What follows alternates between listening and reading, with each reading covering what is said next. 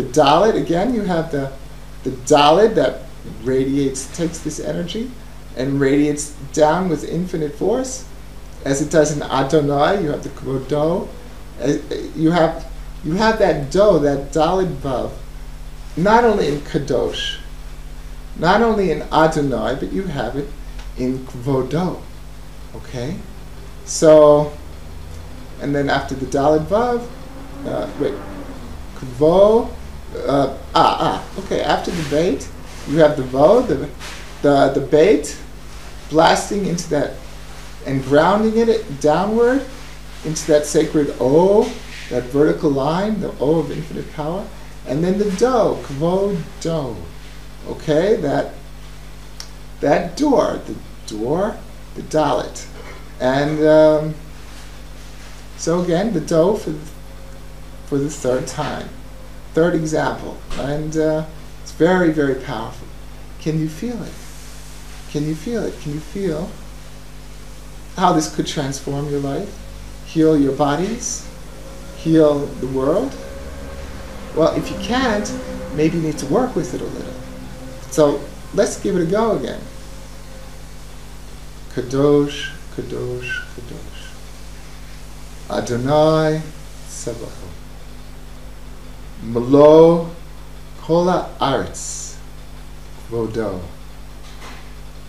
The Aretz, the that runs, Ratz.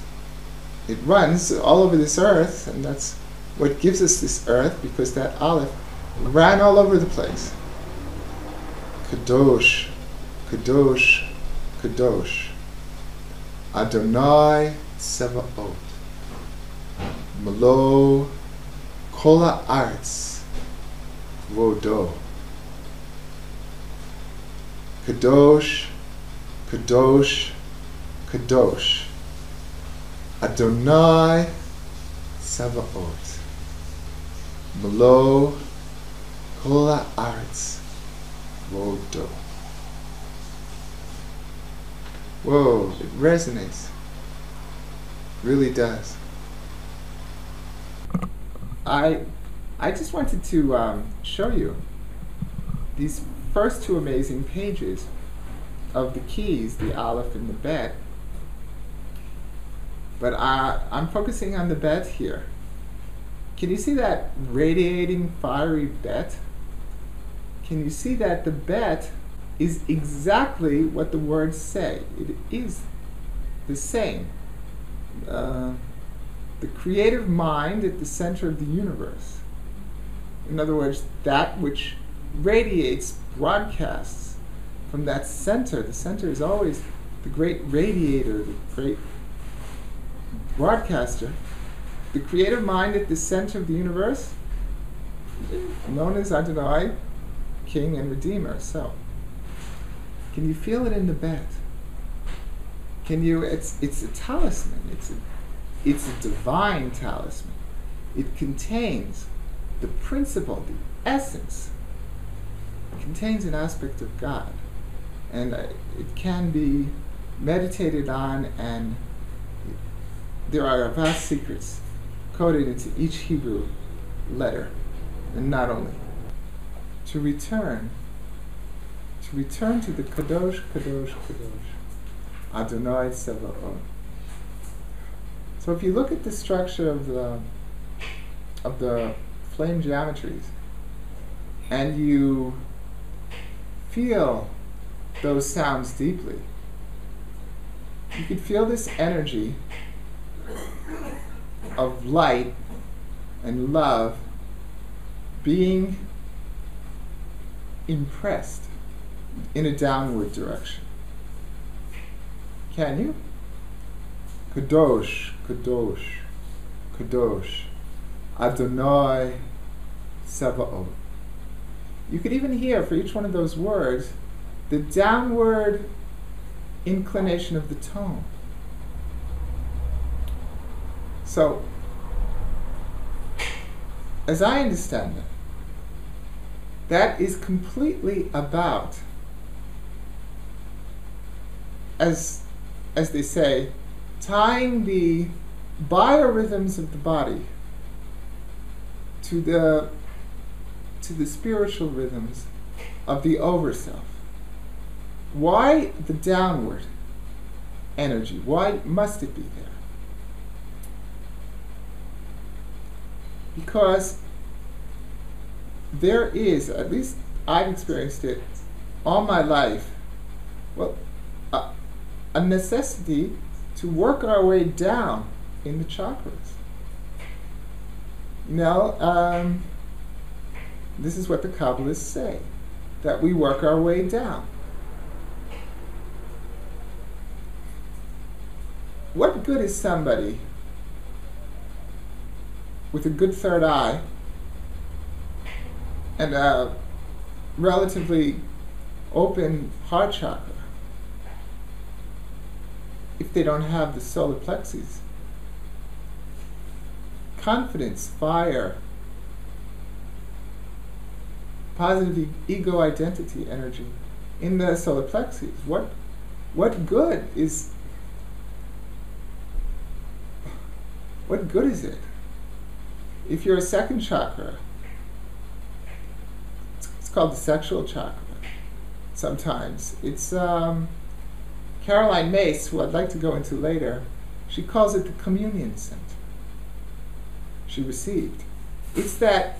Also, she calls it the one-on-one power center. If you to have power one-on-one with another person, or even another aspect of this world, an animal, or a task, fixing something, or building something, your one-on-one power center. Well, in Hebrew it's called Yesod, foundation. It's your foundation. What good is that loving heart if you don't have the confidence, the positive ego, to apply it, to express it? If you don't have the one-on-one power to do something in this world, to interact with people one-on-one, she says it's the area of sacred, it's the area of sacred communion, or the zone of weaponry. Okay? Well, sacred communion, it's the true one-on-one power.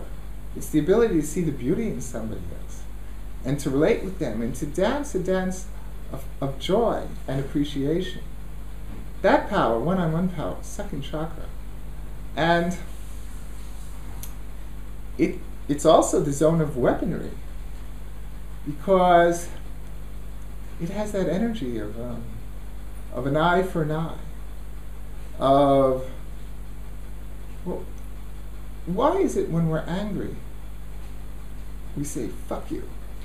Why do we do that? Because it's the sexual center, and if it's not working as the area of Holy Communion, it's the relationship center. If it's not up to the sacred communion, to true one-on-one power, then it's the zone of weaponry. And it's expressed in phrases like "fuck you," or "you dick," or so on and so forth. You get the idea. Why do we use those words? Why do we use words related to sex or sexual organs? Because the sexual center can be the zone of weaponry or the zone of Holy Communion. You know, the Catholics, they have their Eucharist ceremony, and they eat the sacred wafer that represents the body of Christ. Well, that's how relationships should be, sacred communion. But you know, life on this earth, everyone gets angry, even the great ones. They get angry too, but they just know how to switch. They know how to catch themselves and switch, turn on a dime. But they also get angry. So they also have a zone of weaponry. It's part of our human endowment. So anyway, you have to have that in good tune.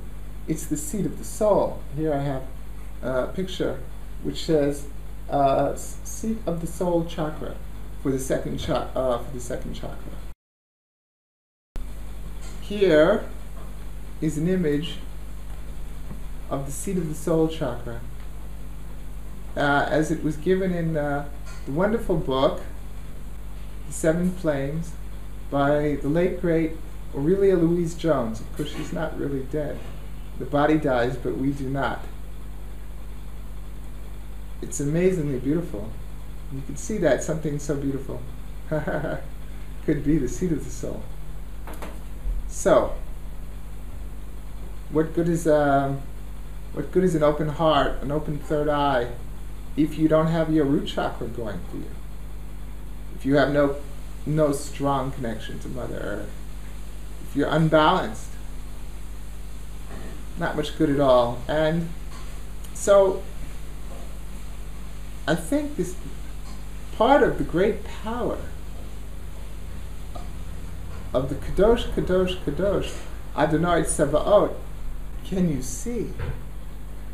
Can you feel by looking at this phrase,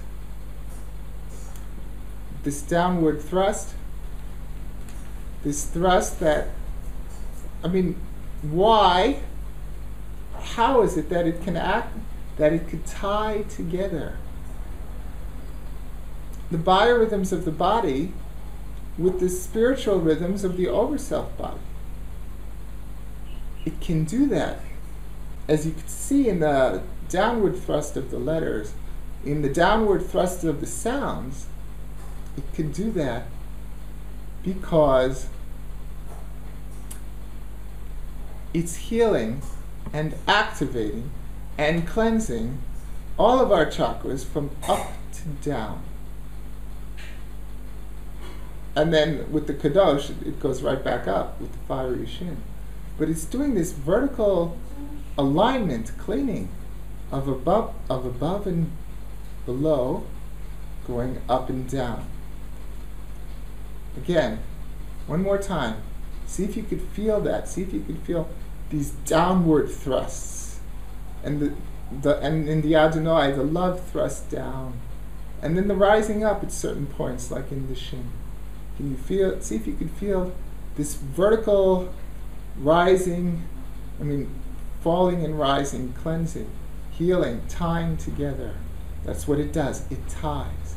Tying together all of your chakras to Christ over self body. Here we go.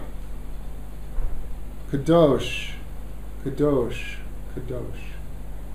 Adonai Tsevaot. Melo kol haaretz kvodo.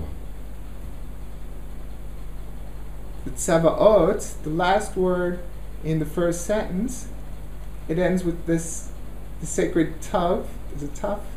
The sacred tav, which is about initiation. And again, like in the shin at the end of Kadosh, it rises up. You bring your tongue up to connect above and below in your mouth, initiating. And so it's a rising up as well.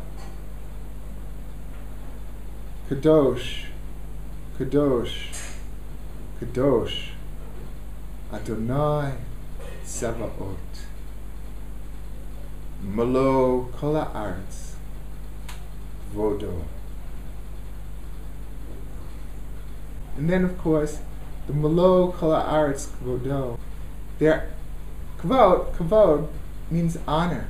Okay, the whole, or glory, the whole earth is filled with His glory.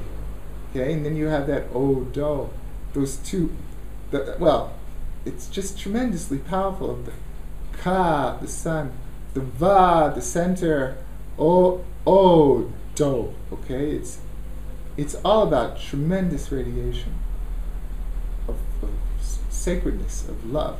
So all of the earth is filled with His kvodo. It's asking us, this second line, to experience that sacred Adonai in every single thing there is, because all there is God. So Melo, kol haaretz, all the earth is filled with His kvodo. with His glory, His honor.